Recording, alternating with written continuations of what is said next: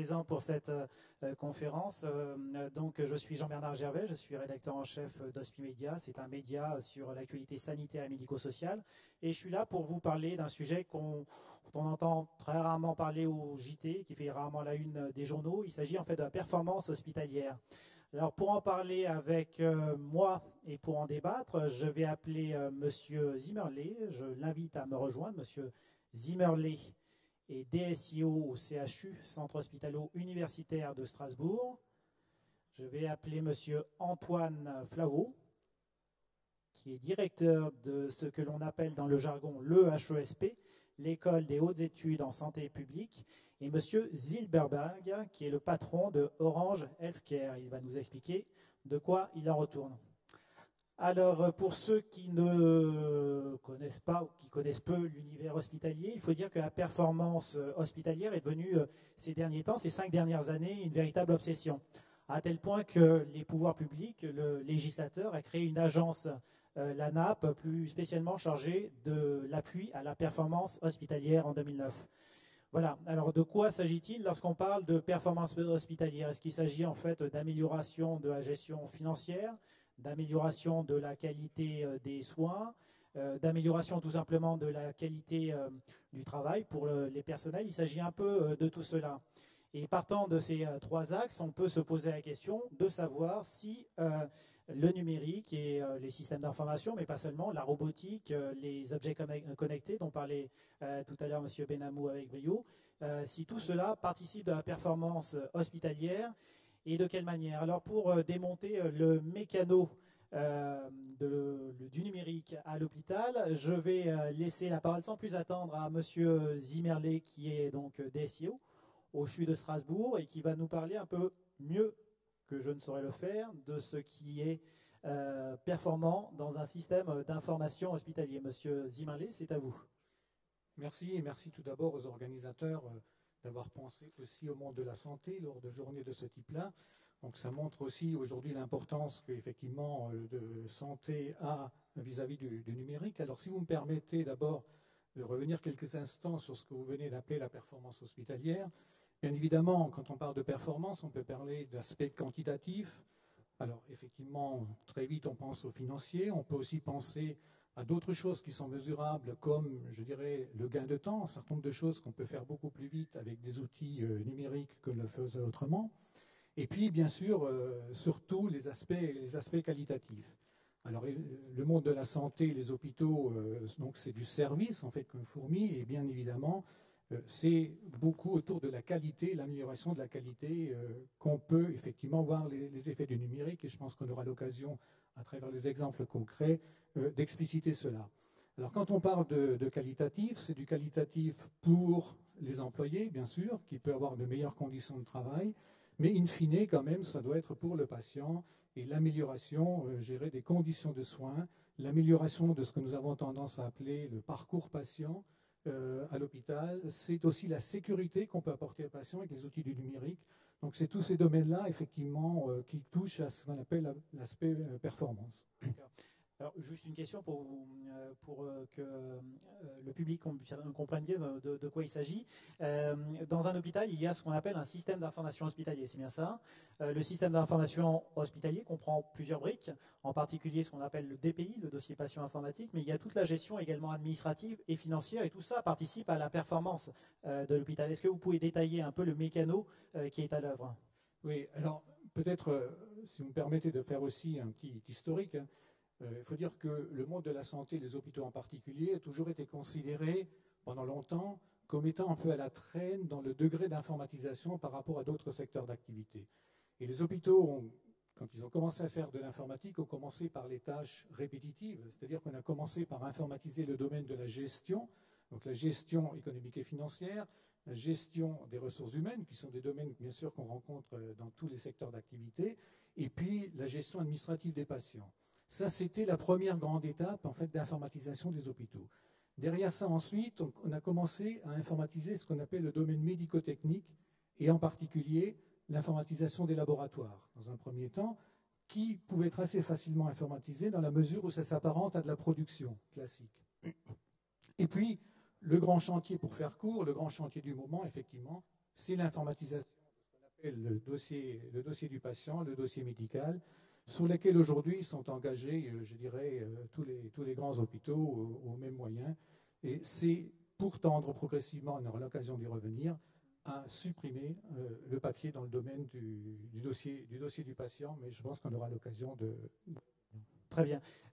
Merci à Monsieur Zimmerle. On reviendra en fait à ce que l'on appelle le DPI, le dossier patient informatisé. Donc, pour mettre en place un dossier patient et un système d'information hospitalier, il faut bien sûr des industriels, des développeurs. Monsieur Zilberberg, peut-être que vous pouvez nous dire un mot sur ce que l'on appelle, sur ce que Orange Healthcare appelle l'hôpital connecté et différentes applications que vous fournissez aux hôpitaux pour mettre en relation les patients, les médecins et éventuellement leurs familles et les aidants. Merci. Je crois que l'objet aujourd'hui n'est pas de faire de la réclame pour mon entreprise. Je pense que c'est plutôt d'essayer de s'interroger sur ce qu'est le devenir de l'hôpital avec l'évolution des technologies numériques. Alors comme l'a si bien expliqué M. Zimmerle, il y a énormément d'informations qui circulent dans l'hôpital et au fond, les technologies de l'information et de la communication, elles peuvent aider à fluidifier la circulation de l'information dans plusieurs domaines. Elles peuvent aider à cette fluidité dans toute l'information qui va circuler entre les professionnels de santé. Ça va être précisément cette histoire de dossier patient qui va permettre à un professionnel d'avoir de l'information sur son patient et dans la chaîne que les professionnels font pour traiter le patient de se passer de l'information. Mais ça peut aller au-delà et ça peut être dans le stockage numérique de l'imagerie. On a aujourd'hui des technologies qui permettent, en utilisant ce qu'on appelle le cloud computing, d'héberger toute l'imagerie médicale, non pas dans l'hôpital, mais à l'extérieur de l'hôpital, et finalement de partager cette image comme une ressource sur toute une région. Et d'ailleurs, il y a en ce moment une réflexion assez approfondie sur ce sujet-là dans la région Alsace. Il y a évidemment des usages qui sont très simples. On a parlé du bien-être du patient. Il y a aujourd'hui des technologies qui permettent au patient dans sa chambre d'hôpital d'accéder à l'ensemble du monde numérique à travers une tablette qui va être au pied du patient, qui va lui permettre d'accéder à Internet, à la vidéo, au téléphone, à sa messagerie, qui va lui permettre aussi de consulter par exemple tous les rendez-vous qu'il va avoir à l'hôpital, qui va lui permettre enfin de communiquer avec ses proches. Mais cette même tablette, elle permet aussi à l'équipe médicale d'accéder au dossier patient au pied du malade. Tout ça, c'est des choses qui sont aujourd'hui disponibles, déployées dans beaucoup d'hôpitaux en France et dans d'autres pays. Il y a un deuxième aspect qui est très important, que je pense on va aborder un petit peu au cours de cette table ronde, c'est toute l'information qui va circuler entre le patient et le professionnel. Et là, vous allez avoir, on parle beaucoup d'hospitalisation à domicile, de maintien à domicile des personnes âgées, de surveillance à distance. Monsieur Benamou parlait de tous ces merveilleux capteurs qui vont permettre de savoir à tout moment à quelle vitesse bat votre cœur, à quelle vitesse circule votre sang, à quelle pulsation cardiaque et que sais-je. Tout ça, c'est intéressant, mais ça n'est utile que dans le cadre d'un protocole médical. Et c'est un vrai enjeu pour l'ensemble de nos sociétés que de traiter les maladies chroniques. Et là aussi, l'hôpital a énormément de choses à faire dans l'hôpital au centre d'un réseau de soins sur le territoire. Et puis, toujours dans ces technologies, il y a des choses très simples à faire. Aujourd'hui, un certain nombre d'hôpitaux commencent à ouvrir leur agenda de prise de rendez-vous aux médecins de ville et permettent finalement aux médecins de ville de rentrer dans cette espèce de réseau virtuel qui permet aux patients d'avoir un rendez-vous à l'hôpital, d'avoir un rappel de rendez-vous par messagerie, SMS, téléphone, etc. Enfin, je pourrais continuer pendant de longues heures, mais je pense que je vais m'arrêter là dans cette première introduction. Très bien. Merci. On aura aussi l'occasion de revenir sur votre intervention. Je vais laisser la parole à Antoine Flahault. Antoine Flahault est, lui, directeur, enfin, plusieurs casquettes, Antoine Flahault. Il est directeur de l'EHESP, donc l'École des hautes études en santé publique, laquelle école forme les futurs managers de l'hôpital de demain. Il est par ailleurs également professeur en santé publique. Il est praticien hospitalier, donc il a une casquette de médecin, de soignant. Il a d'ailleurs rédigé en fait un ouvrage à grand succès sur les épidémies, publié il y a quelques années de cela aux éditions La Martinière. Donc Antoine Flahault, j'ai envie de vous poser une première question. Pour ce qui est de la formation des managers, est-ce qu'il y a une acculturation qui est faite au sein de l'EHESP aux nouvelles technologies de l'information et de la communication? Est-ce que c'est le cas? Oui, merci tout d'abord d'avoir organisé cette table ronde sur le domaine du numérique dans le système de santé. C'est capital aujourd'hui. Et en effet, un des tout premiers cours que l'on fait avec nos étudiants, qui sont dans un amphithéâtre presque aussi beau que celui-ci, à Rennes, et ils sont 200. Alors pour avoir de l'interactivité avec 200 personnes, c'est difficile, donc on leur demande d'utiliser Twitter, et on leur dit, vous allez nous donner des messages, nous envoyer des messages sur quel est pour vous le système de santé idéal. On aurait presque pu envisager un tel exercice avec vous ici.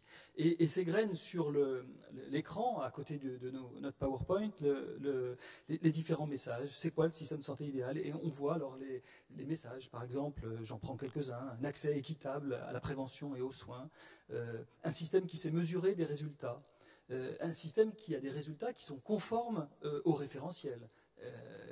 C'est très bien de dire on sait qu'il faut que la tension artérielle soit au-dessous d'une certaine limite, au-dessous de 130, 135 en systolique. Est-ce qu'on a un système qui permet d'avoir des résultats où vraiment les gens sont traités et sont à la cible? Un système où il y a une amélioration continue de la qualité, on entend ça beaucoup dans les hôpitaux, mais est-ce que c'est exact? Un système où la médecine de ville et l'hôpital est en réseau, comme l'a dit M. Zilberberg, est-ce qu'on peut prendre des rendez-vous de ville, etc. Un système où il y a un dossier électronique commun, un système qui assure la formation initiale de ses personnels, la spécialisation, et puis aussi une formation tout au long de la vie. Enfin, un système où il y a une recherche productive, où l'innovation peut vraiment irriguer le tissu et aussi être exportée à l'international. Et puis, évidemment, un système où les coûts sont maîtrisés. Alors, est-ce qu'un système idéal comme celui-ci existe? On essaye un peu de voir avec nos élèves, et on s'aperçoit que en France, en partie, c'est vrai qu'en France, on a un système de santé où il y a un accès équitable, en tout cas aux soins. C'est beaucoup plus compliqué à la prévention. On a des inégalités sociales de santé qui sont importantes dans notre pays, mais on a un certain système qui fonctionne. En revanche, dans le domaine du dossier électronique commun, dans le DMP par exemple, c'est un peu un serpent de mer. On a encore beaucoup de marge de progression, à tout le moins. Est-ce qu'il y a au niveau international des exemples qui pourraient être intéressants pour nous? Alors il y en a deux. Curieusement, ils sont aux États-Unis, qui n'a pas le système de santé le plus rêvé de la Terre, loin de là. Mais le système des vétérans, c'est le système des anciens combattants, on va dire, aux États-Unis, est un système qui est public, complètement fonctionnalisé, qui ressemble un peu à notre système français, mais qui est vraiment très très intéressant sur le fait qu'ils ont poussé de façon très très très avancée le dossier électronique commun, la prise de rendez-vous et une fluidité entre la ville et l'hôpital qui est très très intéressante. Surtout, ce qui est intéressant, c'est qu'il y a une très grande connexion entre la recherche, la formation, la pratique dans ce système. C'est-à-dire que c'est pas dans notre pays, on pense beaucoup à la recherche médicale, à la recherche clinique. C'est très important et c'est bien, elle est très performante dans notre pays. Mais en revanche, la recherche dans le domaine du management, la recherche dans le domaine des systèmes d'information, la recherche qui se fait chez les industriels, chez nos partenaires industriels, est-elle suffisamment liée avec la formation? Est-elle suffisamment liée avec la pratique? C'est un petit peu cela qu'on essaie de faire réfléchir avec nos élèves. Clairement une question, et je vais laisser de nouveau la parole à M. Zimmerlet. Est-ce qu'à l'EHESP, actuellement, on enseigne tout ce qui est trait au NTIC, en particulier au management des systèmes d'information? Alors oui, bien sûr, parce que le programme médicalisé des systèmes d'information, ce qui s'appelle dans notre jargon le PMSI, fait l'objet d'une formation. Une formation initiale, mais aussi un diplôme d'établissement qui se prend en formation continue, parce qu'en fait, lorsqu'ils ont une certaine expérience, puis certains vont être ventilés dans différents domaines, notamment dans le domaine des directions des systèmes d'information, alors il va falloir une formation de spécialisation un peu accrue, et donc ils reviennent souvent à l'école pour ce type de formation. Mais même par exemple au cours de leur formation initiale, on leur demande à tous, vous allez presque être étonnés pour des directeurs d'hôpital, d'aller opérer des patients, mais sur des robots virtuels et sur des patients virtuels, complètement virtuels, rassurez-vous.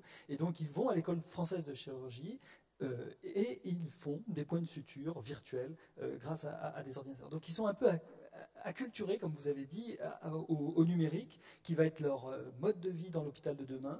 Et bien sûr, ils ne seront jamais des chirurgiens, jamais ils auront à opérer. Il y a toujours des chirurgiens dans l'hôpital qui le feront. Ce n'est pas du tout le problème, mais on essaie de les faire rentrer un peu aussi dans la tête des médecins, des psychiatres, des chirurgiens, des soignants, pour qu'ils puissent comprendre un peu comment ils fonctionnent et comprendre leur métier. Donc là, clairement, les nouvelles technologies que vous venez d'évoquer participent à un meilleur management, finalement, puisque deux corps qui, par moments, malheureusement, sont antagonistes, peuvent permettre de mieux se comprendre. Alors, dans les faits, Monsieur Zimmerlet, donc vous êtes DSIO, vous êtes en activité actuellement au CHU de Strasbourg.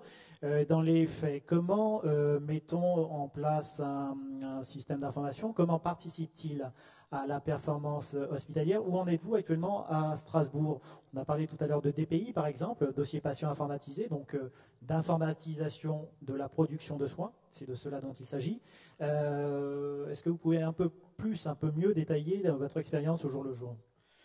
Oui, alors si vous permettez, avant de venir à notre cas particulier, je voudrais un peu globaliser par rapport donc, aux impacts attendus du numérique sur la performance hospitalière. Vous savez que les pouvoirs publics, depuis maintenant bientôt une dizaine d'années, soutiennent effectivement l'informatisation des établissements. Ça s'appelait d'abord les programmes 2007, ensuite il y a eu Hôpital 2012. Et le nouveau programme, donc qui sont des aides à l'investissement pour les structures hospitalières, s'appelle maintenant, et c'est assez significatif, programme numérique. Alors effectivement, donc on la voit déjà une première approche, effectivement, que les pouvoirs publics ont bien compris que les hôpitaux progressent dans ce domaine-là. Et alors, un sujet qui concerne, je dirais, l'impact du numérique, il y a des termes qui ont été utilisés tout au cours de cette journée, qui parlaient de tsunami, qui parlaient de révolution, qui parlaient de rupture. Et je crois que, et l'orateur précédent, effectivement, là, merci. Oui, donc ça a été aussi un peu abordé tout à l'heure, c'est que dans le monde de la santé, je pense qu'on va effectivement aller vers une révolution avec les usages du numérique. Et j'ai eu l'occasion encore de discuter avec les personnes qui s'occupent d'un réseau de veille en innovation, qui vont souvent effectivement aux États-Unis pour voir ce qui risque de se passer demain pour nous en France. L'écart est grand entre la France et les États-Unis, justement? Oui, ça, je crois que tout le monde est d'accord pour dire que les écarts sont assez importants. Mais je dirais, alors qu'en France, on est peut-être assez homogène globalement, je veux dire, aux États-Unis, les distorsions sont beaucoup plus grandes entre les hôpitaux, on va dire, les plus informatisés et ceux qui le sont le moins. Mais effectivement, les écarts sont importants surtout, et on a peut-être l'occasion d'y revenir, dans le financement et dans les moyens que les établissements peuvent mettre dans leur informatique. Et donc, ce que me disait cette personne, donc, qui fait de la veille en innovation, c'est-à-dire que les deux secteurs aux États-Unis qui vont être le plus impactés, qui vont toucher le plus et mettre le plus de moyens dans les toutes prochaines années, c'est le secteur de l'éducation, on en a parlé ce matin, et le secteur de la santé. Et pourquoi? Moi, je partage complètement, et on pourra revenir donc à notre cas spécifique, c'est que qu'est-ce que c'est un système d'information hospitalier? Système d'information hospitalier,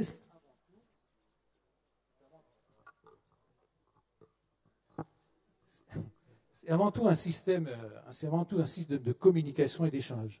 Ce n'est pas tellement un système de traitement. Et donc, quand on dit communication et échange, on voit aujourd'hui tout l'intérêt, effectivement, et l'apport du numérique. Et si on décline, je dirais, les champs importants que le numérique apporte aujourd'hui dans le domaine de la santé, on peut parler du système de l'imagerie qui va avoir des impacts colossaux sur l'organisation et la modification de nos hôpitaux, avec une explosion aujourd'hui qui sont dues aux modalités de radiologie avec la production d'images numériques. Et c'est un deuxième, et ça a été abordé tout à l'heure, c'est la mobilité.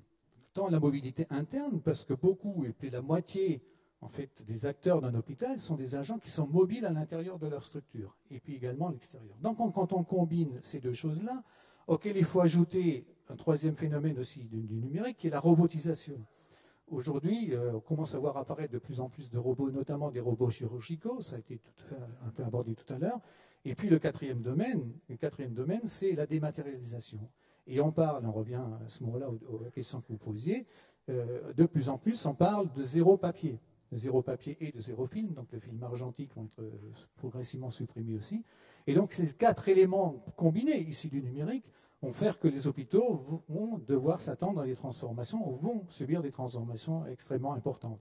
Alors nous sommes là-dessus, bien sûr, je dirais pas sur tous les champs de façon égale, mais on investit beaucoup actuellement dans le domaine de la mobilité, on a beaucoup investi dans le domaine de l'imagerie, et on est actuellement en plein sur le champ de dématérialisation et de regarder ce qu'on peut encore faire pour arriver à du zéro papier. Alors revenons à notre thème, à savoir la performance. Mon micro marche très bien, j'ai l'impression, ou pratiquement très bien. Il faut juste le tenir plus près du... Très bien. Donc performance du micro et performance hospitalière avant tout. Donc comment, au jour le jour, je répète ma question, comment la performance, par exemple, un exemple très simple, un manque de communication entre professionnels de santé peut aboutir vers des erreurs médicales, lesquelles erreurs peuvent être fatales, on est bien d'accord, pour des patients. Comment la numérisation au sein des hôpitaux peut-elle résoudre ce problème d'erreurs médicales et de manque de communication entre professionnels de santé? Oui, alors le fait d'avoir accès tous au même dossier du patient et de ne pas avoir des morceaux de dossier disséminés, donc c'est le dossier unique du patient à l'hôpital, voire le dossier de santé unique, puisqu'on parlait tout à l'heure d'ouverture, et puis le cas du fameux DMP, le dossier médical personnel, a été évoqué. Effectivement, si tous les acteurs, tous les professionnels de santé ont accès effectivement à ce dossier unique, ça permet effectivement, pour peu qu'il soit alimenté en temps utile, ça permet effectivement d'éviter un certain nombre d'erreurs. La numérisation aussi des examens permet à un moment donné aussi d'éviter des redondances d'examens, et le fait de les avoir enregistrés, d'avoir accès en temps réel pour les professionnels permet bien sûr de sécuriser aussi beaucoup plus, je dirais, le soin apporté aux patients. D'accord. Même question, posée cette fois-ci à M. Flahault, cette fois-ci toujours en tant que directeur de l'EHESP. Les problèmes, et aussi médecin d'ailleurs, les problèmes, les erreurs médicales que l'on peut constater à l'hôpital, je vais me faire un peu l'avocat du diable. Peut-on dire finalement qu'elles sont dues avant tout à des problèmes de management, de communication, et qu'on a beau numériser, informatiser, mettre en place des DPI, mettre en place des DMP, mettre en place des SIH, des systèmes d'information hospitaliers, si les professionnels de santé ne veulent pas échanger d'informations, eh bien on assistera sempiternellement aux mêmes erreurs. Est-ce vrai? Alors, comme toujours, c'est complexe. Hein. La chaîne de production du soin, elle est complexe à l'hôpital. Et à chaque fois qu'une chaîne de production est complexe, on le sait par exemple dans l'aéronautique, de façon exemplaire, alors il est vrai que toutes les aides à la décision, à tous les échelons de la décision, peuvent être appuyées par du numérique qui peut avoir une très très grande valeur ajoutée en matière de sécurisation du process. Alors, dans le fond, peut-être c'est Motorola qui l'a le plus mis en théorie, et beaucoup de gens, on parlait, et M.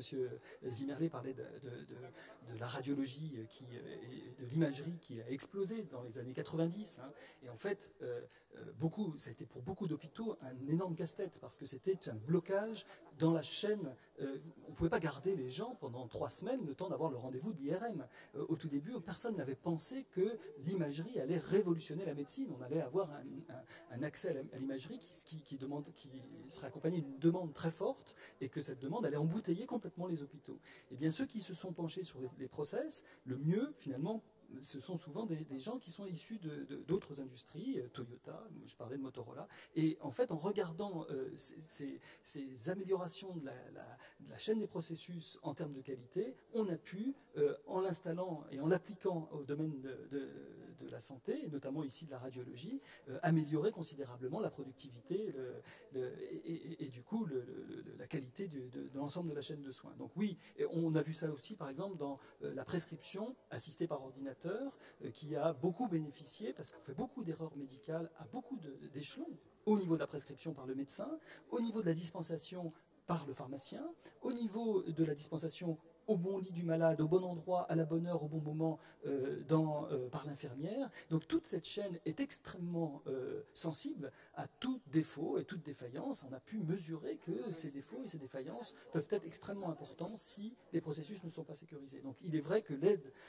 considérable, et j'ai vu maintenant, on robotise complètement la chaîne de dispensation des médicaments. Il y a des robots qui existent aujourd'hui, qui tournent en France notamment, à Compiègne par exemple, et qui est absolument exceptionnel et qui permet d'éviter un très très très grand nombre d'erreurs. On a pu voir aussi des réanimateurs qui ont voulu essayer d'analyser leur processus et s'apercevoir que les soins sont très artisanaux dans beaucoup de domaines et qu'il y a des gens, par exemple, sur les circuits de Formule 1, quand vous regardez comment on met des roues à toute vitesse, on change les roues, on fait le plein en quelques secondes, on peut se dire il y a à apprendre de ces gens-là. Et des réanimateurs ont été voir Team Ferrari à Milan en leur demandant de les aider à essayer de faire en sorte que le passage d'un patient du bloc opératoire à ce qu'on appelle à la salle de réveil et puis après en réanimation peut se faire d'une façon ordonnée et pas d'une façon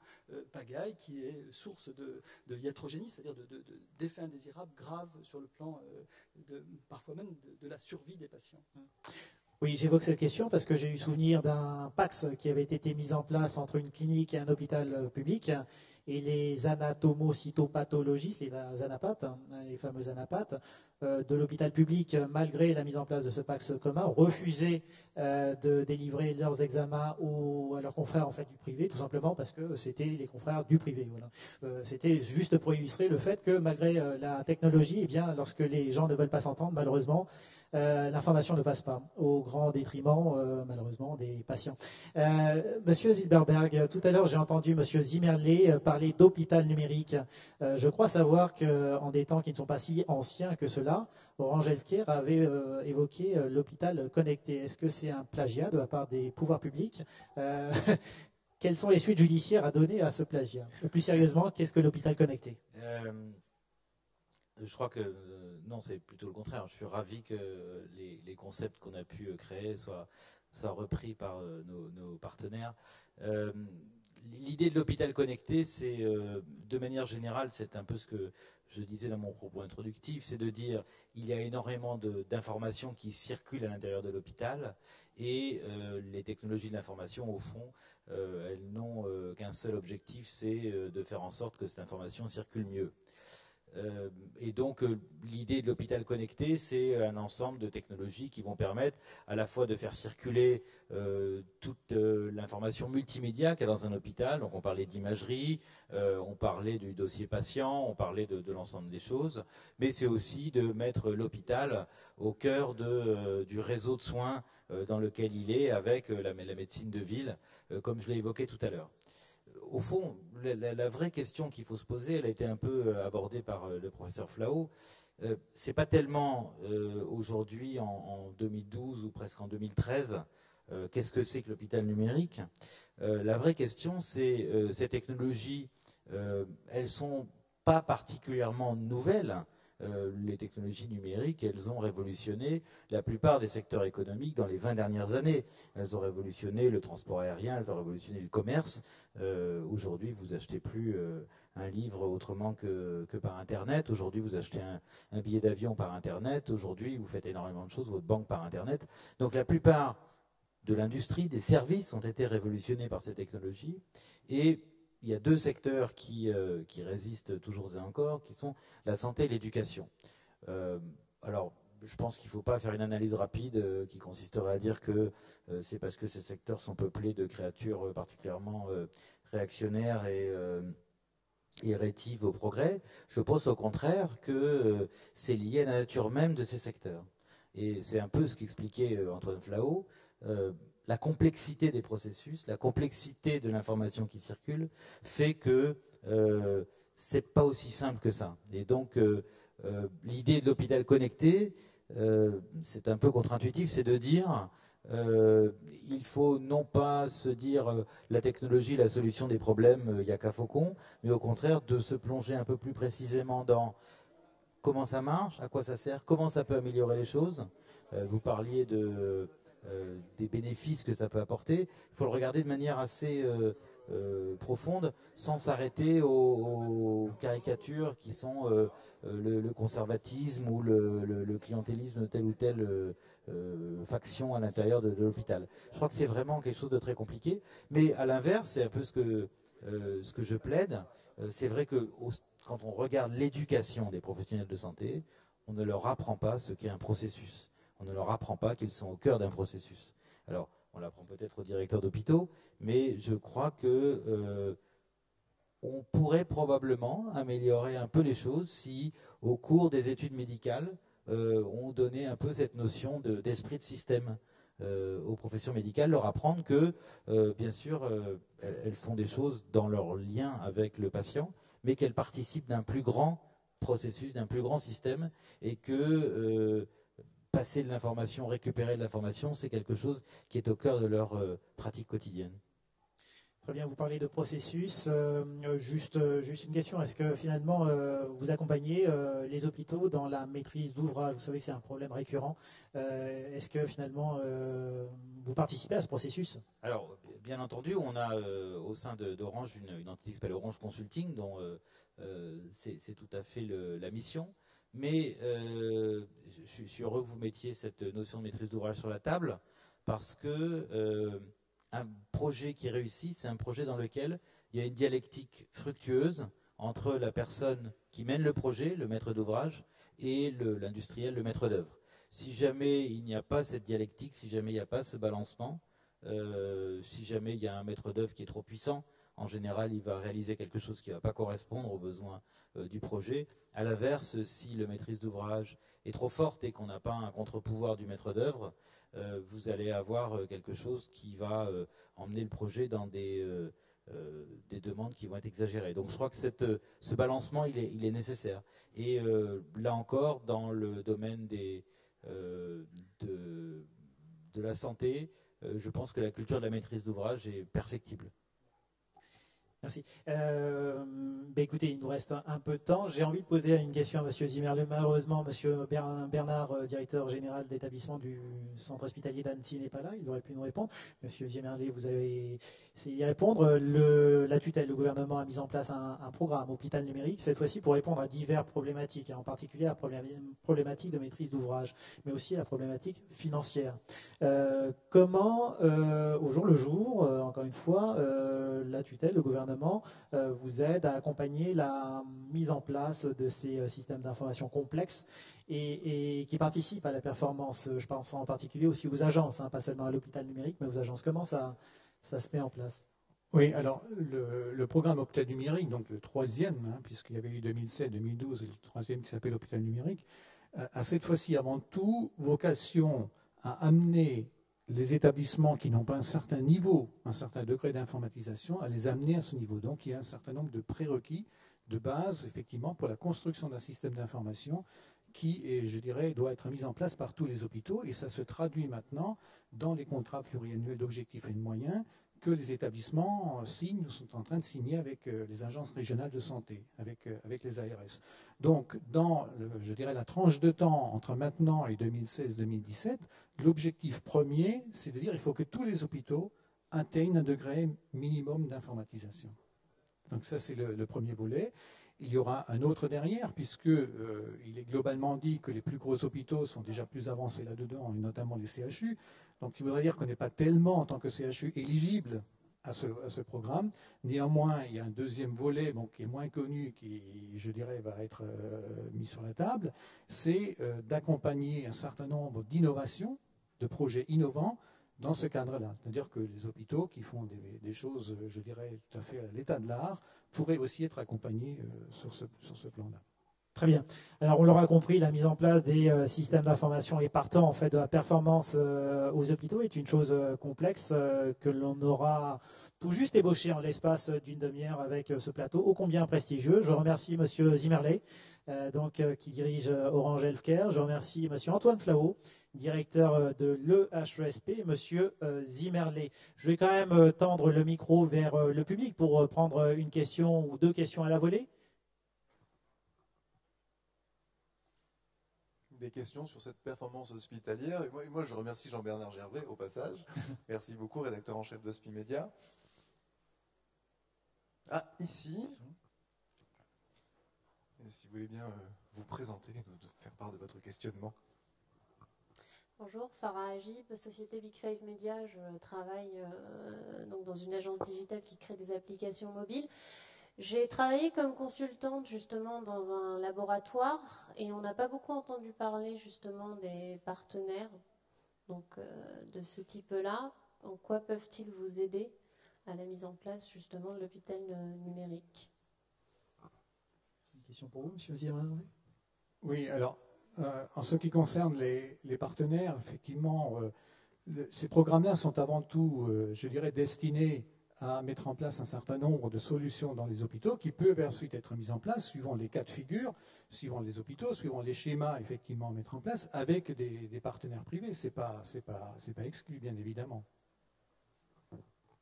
Très bien. Super, merci beaucoup. Merci beaucoup. Applaudir les panélistes.